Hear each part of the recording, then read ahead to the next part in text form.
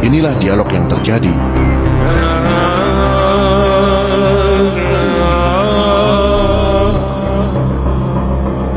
Syekh Subakir berkata, "Kisana, siapakah Kisana ini?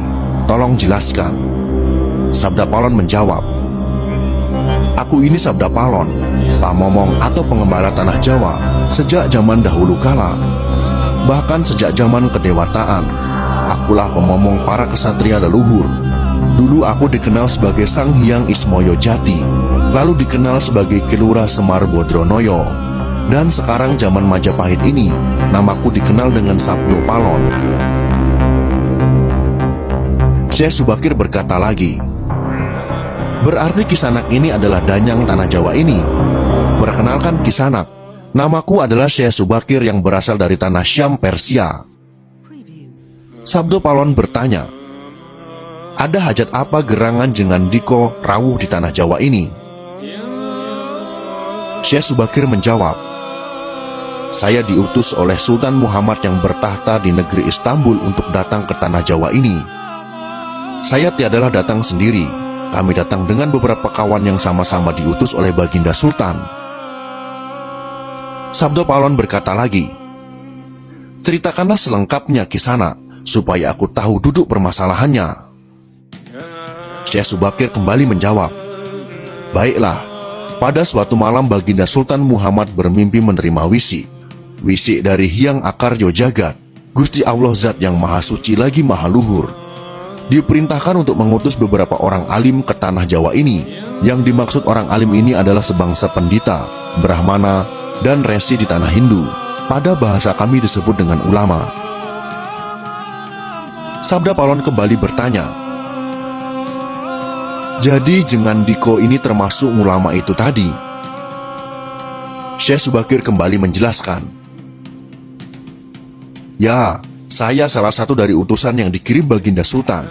Adapun tujuan kami dikirim kemari adalah untuk menyebarkan wawara suci, amedar agama suci, yaitu Islam."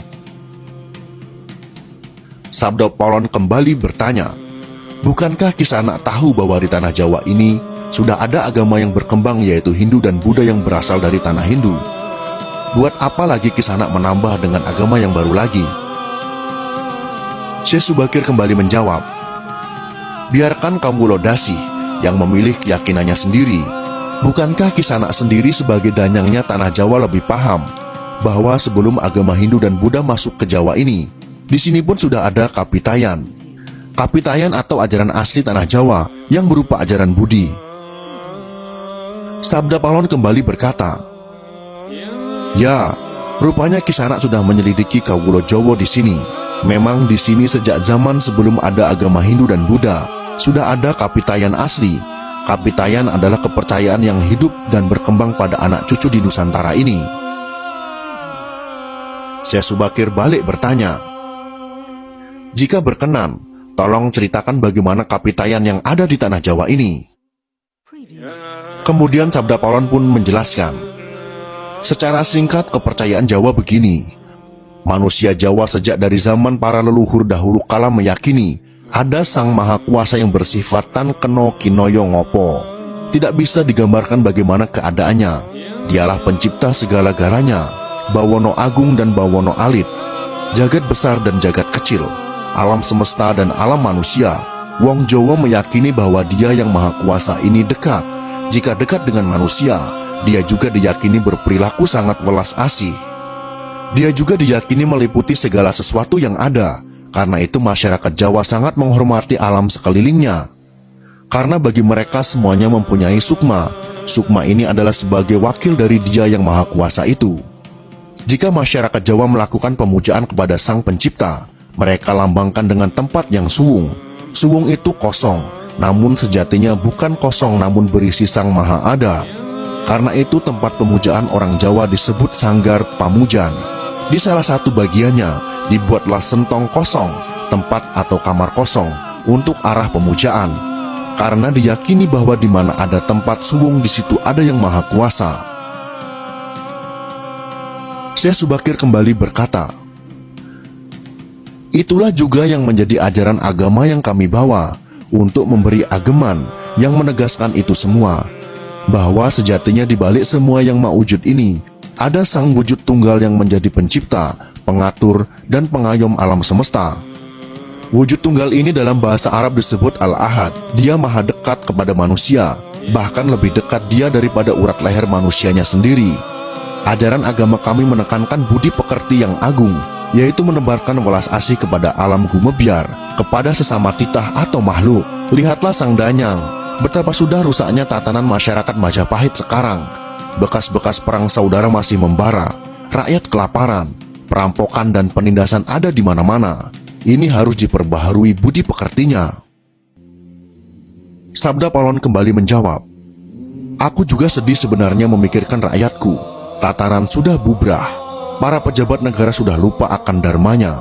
Mereka saling sikut untuk merebutkan jabatan dan kemewahan duniawi. Para pandito juga sudah tak mampu berbuat banyak. Orang kecil salang tunjang mencari pegangan. Zaman benar-benar zaman edan. Syekh Subakir kembali berkata, karena itulah mungkin Sang Maha Jawata Agung menyuruh Sultan Muhammad Turki untuk mengutus kami ke sini. Jadi wahai Sang Danyang Tanah Jawa, izinkanlah kami menebarkan wewara suci ini di wewengkon kekuasaanmu ini.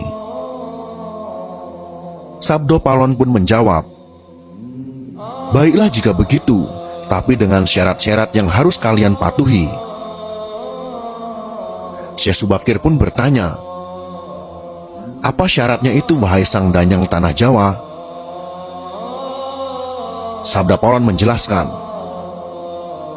pertama, jangan ada paksaan agama, dharma atau kepercayaan. Kedua, jika hendak membuat bangunan tempat pemujaan atau ngibadah, buatlah yang bangunan luarnya nampak cakra atau gaya Hindu Jawa, walau isi dalamnya Islam. Ketiga, jika mendirikan kerajaan Islam, maka ratu yang pertama harus dari anak campuran. Maksud campuran adalah jika bapaknya Hindu, maka ibunya Islam. Jika bapaknya Islam, maka ibunya harus Hindu. Keempat, jangan jadikan wong Jawa berubah menjadi orang Arab atau Parsi. Biarkan mereka tetap menjadi orang Jawa dengan kebudayaan Jawa, walau agamanya Islam. Karena agama setahu saya adalah dharma, yaitu lelaku hidup atau budi pekerti. Hati-hati jika sampai orang Jawa hilang Jawanya, hilang kepribadiannya, hilang budi pekertinya yang adiluhung, maka aku akan datang lagi. Ingat itu, 500 tahun lagi jika syarat-syarat ini kau abaikan, aku akan muncul membuat goro-goro. Syekh Subakir pun menjawab, baiklah, syarat pertama sampai keempat aku setujui. Namun khusus syarat keempat, betapapun aku dengan kawan-kawan akan tetap menghormati dan melestarikan budaya Jawa yang adiluhung ini. Namun jika suatu saat kelak karena perkembangan zaman dan ada perubahan, maka tentu itu bukan dalam kekuasaanku lagi. Biarlah Gusti Kang Akaryo Jagat yang menentukannya.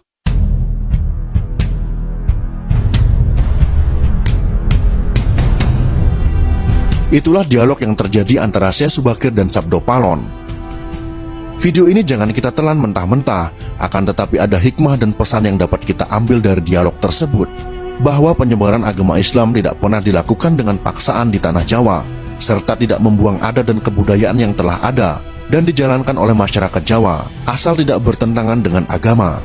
Mungkin karena dialog ini, para ulama menyebarkan agama Islam dengan kearifan lokal, sehingga agama Islam dapat diterima oleh mayoritas masyarakat Jawa.